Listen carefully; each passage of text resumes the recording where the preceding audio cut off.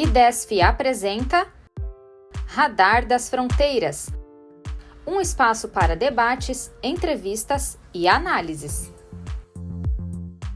A campanha Coração Azul, que combate e conscientiza sobre a temática do tráfico de pessoas, acontece no mês de julho por meio de diferentes ações em todo o Brasil. Nós vamos conversar com a Edna Nunes, fundadora da ONG Embaixada Solidária da cidade de Toledo, no Paraná, sobre esse problema que está próximo de nós, mas que muitas vezes nós não percebemos. Edna, obrigada pela tua participação aqui no podcast. Vamos começar por uma questão assim bem básica, né? Como identificar uma vítima do tráfico de pessoas?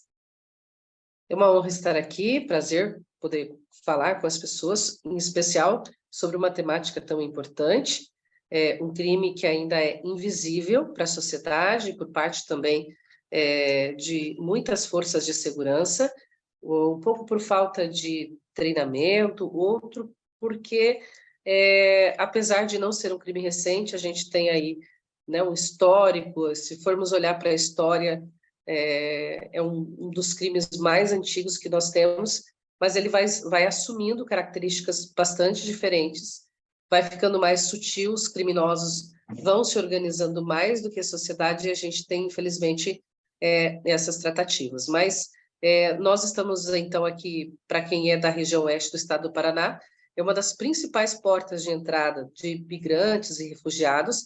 Então, onde nós temos um processo de migração, onde nós temos um processo de oportunidades, a gente também precisa, de alguma forma, olhar para a segurança, porque as violências do processo migratório também aparecem.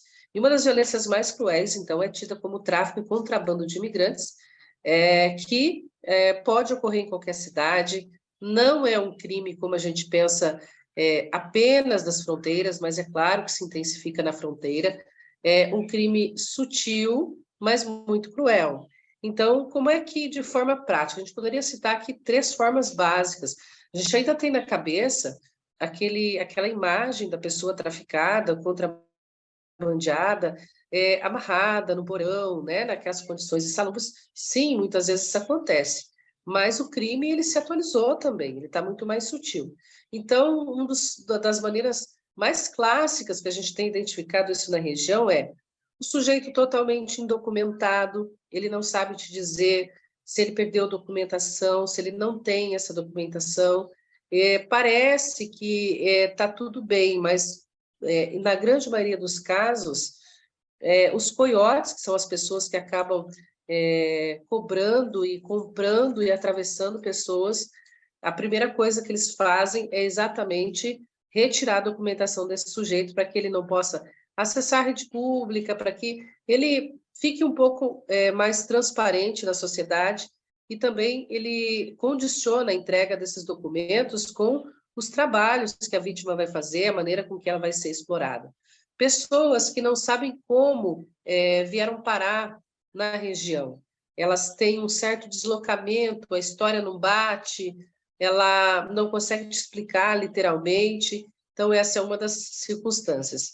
Casos de violência que são de difícil compreensão. Por exemplo, eu creio que a grande parte das denúncias que nós investigamos aqui, ou que pelo menos oferecemos denúncia aos órgãos competentes, partiram de pessoas que foram agredidas e aparentemente, né, sem razão, principalmente as mulheres, quando tem agressão, violência de gênero.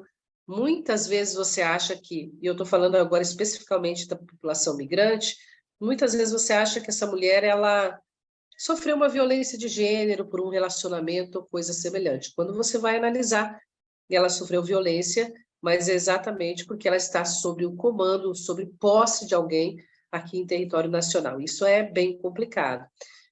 Então, tem várias facetas em que pode denunciar. Pessoas que estão trabalhando em fazendas, como empregadas domésticas, ou pessoas que, infelizmente, são traficadas para a prostituição e para outros fins ainda mais complexos.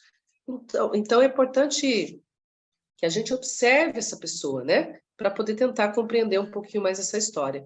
As crianças que desaparecem da escola, que são faltosas, que são migrantes, levantam uma suspeita, em que condição essa criança está. Então, assim, há de se ter uma observação da sociedade para que a gente possa identificar com mais clareza esse tipo de crime. Tá bem. E às vezes nós pensamos, né? Como é que a pessoa cai numa conversa dessas? Então, por exemplo, tem uma moça que foi convidada por alguém para ser modelo no exterior, um jogador de futebol que tem uma oferta, um jovem jogador de futebol que tem oferta para ir para um outro país, ele pensa na carreira e etc. E nós pensamos assim, mas como é que essa pessoa cai numa conversa dessa sem ao menos conhecer, né, o aliciador, enfim, a pessoa que está tentando levá-la para outro país? Na realidade, são grandes organizações criminosas que estão atuando, né? Como é E que assim, nós não estamos lidando com amadores, nós estamos lidando com crime organizado, então eu sempre tenho dito nas palestras, enfim, né, que a sociedade precisa se organizar melhor do que o crime, ou mais do que o crime. Nós estamos lidando com pessoas extremamente sedutoras, que conseguem fazer uma tratativa com essas pessoas, ofertar segurança, enviar provas. Nós não estamos falando com um ladrão de galinha da esquina. Nós estamos falando de um comércio bilionário, que eu creio que do crime é o comércio que mais fatura, porque está ali muito pertinho também do tráfico de drogas e outras coisas. Então, e outra, eu tenho me resignado à condição de não julgar as pessoas que acabam, apesar da gente emitir um alerta, das pessoas que acabam caindo nesses golpes, nessas situações. Antigamente, nós tínhamos o crime ofertando carreiras milionárias e etc., para as meninas, uma carreira de modelo, atriz, para os meninos, jogador de futebol, né, cantor. Hoje nós temos pessoas nos países que enfrentam um grande colapso seja qual for, ambiental, político, religioso, nós temos pessoas ofertando uma vaga de trabalho aqui no Brasil e um prato de comida. Então, eu acho que uma pessoa que nunca esteve na condição de fome, de miserabilidade, quem é mãe pode imaginar aqui, você tem os seus 4 filhos, por exemplo, num país como o Haiti, que está numa crise humanitária profunda e sem data para terminar, às vezes ela vir ao Brasil trabalhar, é a única forma que ela tem de repatriar esse dinheiro do salário para poder manter os 4 filhos vivos.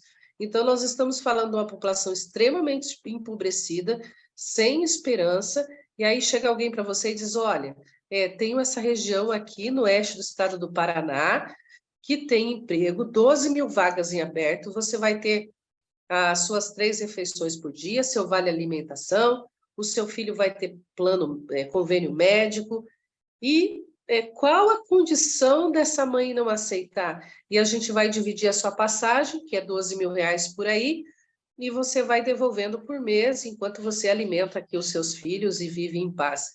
Eu, sinceramente, sou mãe e eu teria muita dificuldade em recusar uma proposta dessa. A maioria das pessoas decidem migrar de forma forçosa, reféns da fome, reféns da crueldade, reféns da insegurança dos seus países. Então, por isso que nós, enquanto sociedade, que estamos fora dessa bolha de fome e de miserabilidade, nós precisamos nos atentar para que essas pessoas não caiam, né? Desculpa, não caiam nesse tipo de situação. Então, o crime está muito mais cruel. Ele está seduzindo pessoas por uma vaga de trabalho, eles estão seduzindo as pessoas por uma oportunidade de viver num lugar que não tenha tanta violência. Então, nós temos que ser cada vez mais organizados para desorganizar esse crime.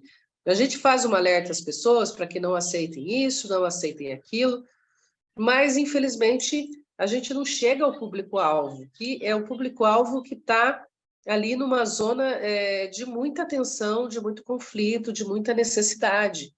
Então, enquanto sociedade, a gente também tem um papel importante de coibir, de impedir que esses coiotes tenham livre circulação pelo mundo, que vendam as pessoas numa da espécie um dos crimes mais cruéis que a gente tem conhecimento. Porque não é só o tráfico, não é só tirar essa pessoa, não é só dizimar as esperanças dela. As sequelas ficam, né? Essa pessoa vai precisar de muito acompanhamento para poder retomar a sua vida. Como é que você confia em outro ser humano quando um próprio ser humano te vendeu para alguém, vivo ou morto, em pedaços ou inteiro, porque a gente precisa pensar que nós temos o tráfico de pessoas para extração de órgãos, de sangue. Recentemente, né, foi noticiado aí que algumas forças revolucionárias precisavam de homens para que tirassem sangue para tratamento de soldados e etc. e tal.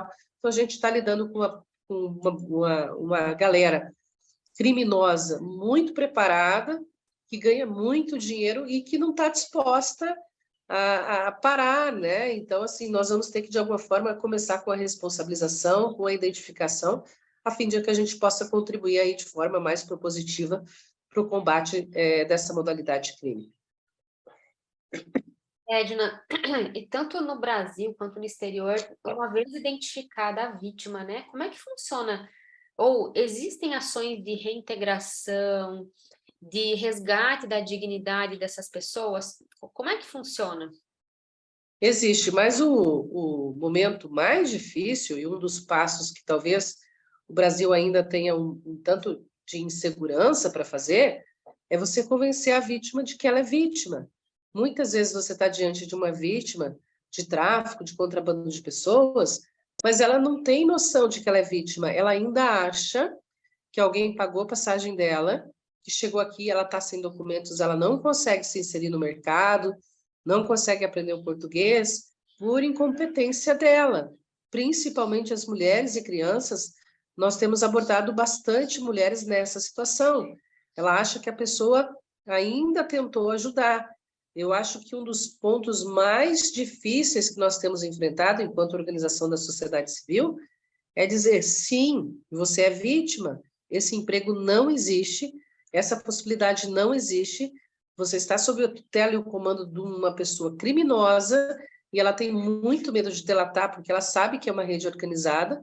Então, a polícia está aí, a Polícia Federal, querendo trabalhar com muita força de vontade, mas as vítimas não chegam às delegacias, as denúncias não chegam, porque é preciso você criar um elo de confiança com essa pessoa e ter uma dinâmica para convencer de que sim, ela é vítima. As pessoas, às vezes, nem sabem o que é o tráfico de pessoas, o contrabando de pessoas. Então, a gente tem tido um trabalho aqui no terceiro setor, em especial, muito alinhado com a Polícia Federal, para convencer essa vítima de que ela é vítima. Às vezes ela é vítima de trabalho análogo à escravidão, às vezes ela é vítima do tráfico mesmo de pessoas. Feito isso, é importante que as pessoas recorram à Polícia Federal, que está amplamente preparada para atender esses casos. E é importante também a conscientização dos demais agentes, né? Sejam os policiais militares, sejam os policiais rodoviários, agentes de segurança, guarda municipal, conselhos tutelares são importantíssimos nessa luta, porque ali geralmente a mãe vem com as crianças, ou as crianças são levadas para outro país sem aviso prévio, o que também configura tráfico, né, e contrabando de pessoas. Então, nós temos que estar alinhados. Então, ao identificar uma situação assim, a gente precisa contactar a Polícia Federal. Por quê? Porque cada país, de repente, a gente não sabe de onde é esse migrante ou essa pessoa, cada país tem um tratado diferente, mas é tão somente a Polícia Federal que terá condições de nos dizer como agir diante desse caso. É precipitado tomar qualquer ação, qualquer atitude, então a forma ideal é você realizar uma denúncia, que pode ser anônima, por telefone, para que essa situação seja investigada, para que essa pessoa seja liberta e o criminoso responsabilizado por essas ações. E aí a gente não pode esquecer de um ponto muito importante. Nós estamos falando das pessoas que são traficadas em outros países e são trazidas aqui para o oeste do estado do Paraná. A gente só não pode esquecer que esses mesmos coiotes, que essa mesma rede de crime organizado, leva pessoas daqui também para outras regiões. Nós, recentemente, participamos aí de um programa em nível nacional de TV aberta e falando sobre o tráfico e contrabando de pessoas. E depois disso, nós começamos a receber muitas denúncias de mulheres que estão no exterior, que são brasileiras e que foram levadas para a Argentina, para o México, para outros países, e lá enfrentam a dificuldade de denunciar também. Então, nós estamos falando de brasileiros que são vítimas desse crime lá fora, e nós estamos falando de imigrantes que são também arrebanhados das suas pátrias sobre falsas promessas e trazidas para a região oeste, que, ao meu ver, isso agora falo de uma perspectiva do atendimento que temos feito aqui na Embaixada Solidária, tem sido um corredor importante para as pessoas que são traficadas e que são levadas para outros países. Então, a gente tem unido aí as forças de segurança para que a gente possa juntos vencer a crueldade e a organização desse tipo de criminosos. Edna, para a gente encerrar o podcast, você falou nas entrelinhas aí das suas várias respostas a respeito da embaixada, né? Mas só para a gente encerrar, eu gostaria que você comentasse a respeito do trabalho da embaixada e também da boneca Geraldine, que é uma representação, né, da luta contra o tráfico de pessoas. Então, só para a gente encerrar aqui, eu gostaria que você falasse um pouquinho da Geraldine, o que ela representa, e também da Embaixada Solidária. Pois bem, a Embaixada Solidária existe há 8 anos, foi fundada emergencialmente para atender uma situação pontual, e depois disso nós tivemos aí um grande aumento do processo recente migratório, principalmente de migração forçada. Então, ela precisou virar uma grande organização, pelo menos no número de voluntários e etc. Nós atendemos questões básicas até as condições mais complexas, um trabalho humanitário aqui no oeste do estado do Paraná, uma coisa que há alguns anos parecia assombrosa, mas hoje é extremamente necessário, tendo em vista o quantitativo de imigrantes que nós temos aqui. Então, desde uma documentação até a participação em momentos, né, mais íntimos da vida desse migrante, como os partos, os velórios, todo esse processo é feito pela Embaixada Solidária, que é referência no atendimento ao migrante refugiado na região oeste do estado do Paraná, tendo sido referência também para algumas cidades do Brasil, né?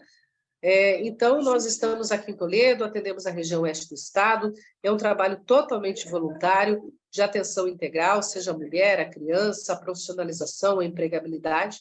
Nós agimos aí com um estatuto muito parecido do que o da Cruz Vermelha, Médicos Sem Fronteiras e outras organizações internacionais que prestam esse tipo de suporte e de atendimento, né? Então, a Embaixada Solidária hoje procura ser o primeiro abraço desse imigrante, desse refugiado em território nacional. Para além disso, nós nascemos para fortalecer e fazer amizades.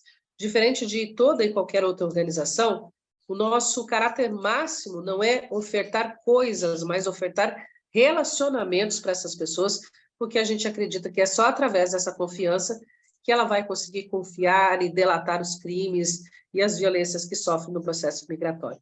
Dentro dessa perspectiva, no ano de 2020, com o convênio com a Itaipu Nacional, através do projeto Mundo em Retalhos, nós criamos o protótipo de uma boneca baseada em uma história real de uma mulher que foi traficada e trazida para a cidade de Toledo, juntamente com seus filhos.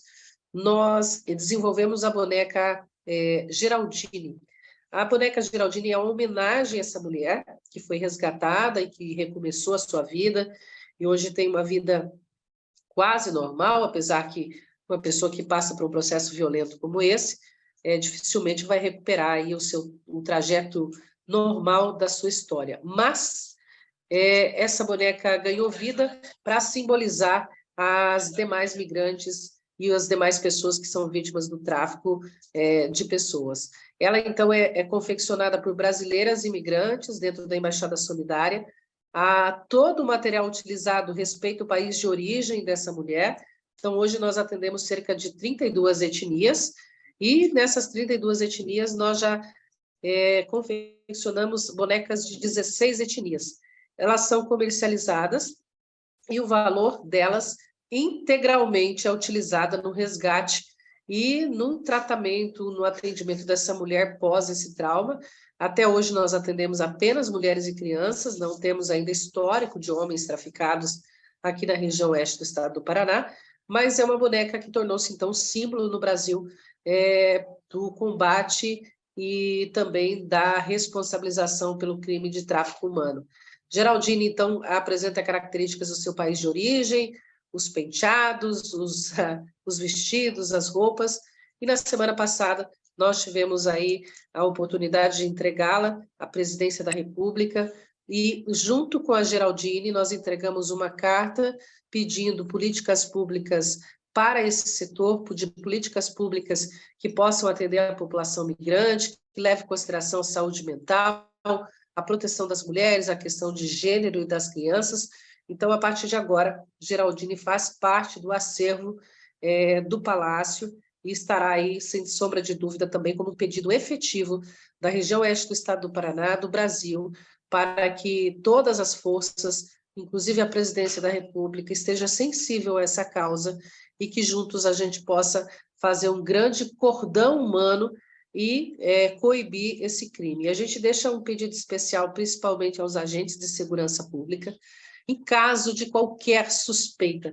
Ninguém vai chegar acorrentado, ou poucas vezes vai chegar acorrentado, naquela imagem clássica de tráfico de pessoas. Então, se você está lidando com uma situação de uma pessoa desorientada, às vezes com um documento retido, que não sabe explicar a própria história, a Geraldine, inclusive, vem sem a boquinha para denunciar que muitas vezes o migrante não fala o nosso idioma, não pode denunciar, e também para denunciar o silenciamento de nós, mulheres, pelo mundo. Então, eu me despeço fazendo esse pedido muito especial, em especial para os agentes de segurança. A gente conta muito com vocês, é uma esperança, é uma luz no fim do túnel. Se tiver uma situação suspeita, não deixe passar. Procure a Polícia Federal mais próxima, faça uma ligação, entre no aplicativo e nos ajude, porque depois que essa vítima está de posse desse coiote, dessa organização criminosa, é muito mais difícil a recuperação dela, é muito mais raro que a gente possa fazer alguma coisa. Então, a gente precisa ser preventivo e, quando a prevenção falhar, que esses criminosos possam ser responsabilizados e só assim nós teremos a possibilidade de fazer um enfrentamento à altura para essa situação em território nacional.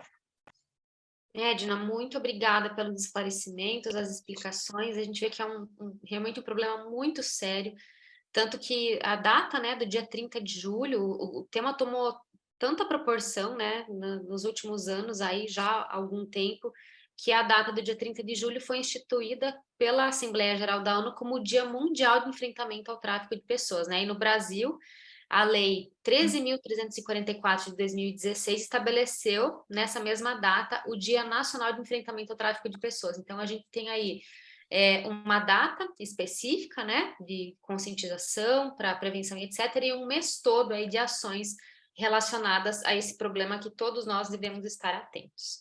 Muito, muito obrigada por contribuir com tanto você quanto a embaixada, os demais voluntários, para combater essa temática assim tão complexa nos dias atuais. E obrigada pela participação aqui no podcast. Agradeço muito e, assim, confirmo aqui a tua fala, a gente precisa conversar sobre isso. Então, eu peço também a todos que puxem assunto sobre isso, a gente precisa falar, a gente precisa dar um rosto para esse crime, e aí a comunicação também é um fator importantíssimo, é talvez uma das principais armas que nós temos para lutar contra essas organizações criminosas. Então, eu agradeço a minha participação aqui, a participação da embaixada, a gente segue de portas abertas, e a gente espera que, mesmo aos pouquinhos, com uma gotinha de água no bico, a gente consiga promover que o mundo seja um lugar mais seguro e mais confortável para todos. A embaixada segue de portas abertas para colaborar com isso, e especialmente na criação de políticas de segurança pública que possam coibir e também dar a devida resposta, uma resposta ofensiva a esse tipo de crime. Muito obrigada. IDESF apresentou Radar das Fronteiras. Veja mais conteúdos nas nossas mídias sociais. Estamos no YouTube, Instagram, LinkedIn e Facebook. Nos vemos lá!